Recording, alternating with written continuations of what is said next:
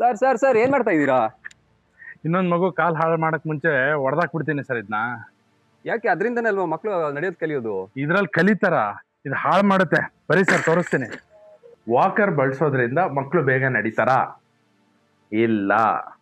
ನಮಸ್ಕಾರ, ನಾನು doctor Rahul MH, ಮಕ್ಕಳ ಮೂಳೆ ತಜ್ಞರು, ತುಮಕೂರು.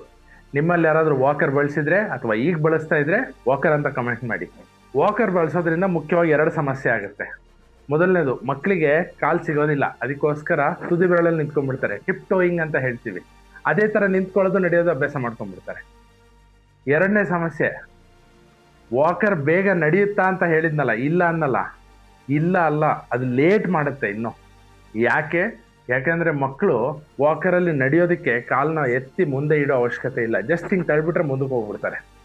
ಅದರಿಂದಾಗಿ ಈ ಸೊಂಟದ ಆಸ್ಪಾಸಿನ ಇರುವಂತಹ ಮಾಂಸಖಂಡಗಳು ಬೆಳೆಯೋದು ಲೇಟ್ ಆಗುತ್ತೆ. ಅದಲ್ದಲೇ ಬ್ಯಾಲೆನ್ಸಿಂಗ್ ಇಶ್ಯೂಸ್ ಬರುತ್ತೆ ಮಕ್ಕಳಿಗೆ. ಸೊ ಈ ಥರದ ಆಲ್ರೆಡಿ ಸಮಸ್ಯೆಗಳು ಯಾರಿಗಾದರೂ ಆಗಿದ್ರೆ ಅಥವಾ ಇದ್ರ ವಾಕರ್ ಬದಲಿ ಬೇರೆ ಏನು ಬಳಸಬೇಕು ಅಂತ ತಿಳ್ಕೋಬೇಕು ಅಂತಿದ್ರೆ ಮುಂದಿನ ವಿಡಿಯೋದಲ್ಲಿ ನೋಡಿ. ಇದೇ ರೀತಿಯ ಮತ್ತಷ್ಟು ಮಕ್ಕಳ ಮೂಳೆಯ ವಿಚಾರಗಳನ್ನು ತಿಳಿಯಲು ಫಾಲೋ ಮಾಡಿ.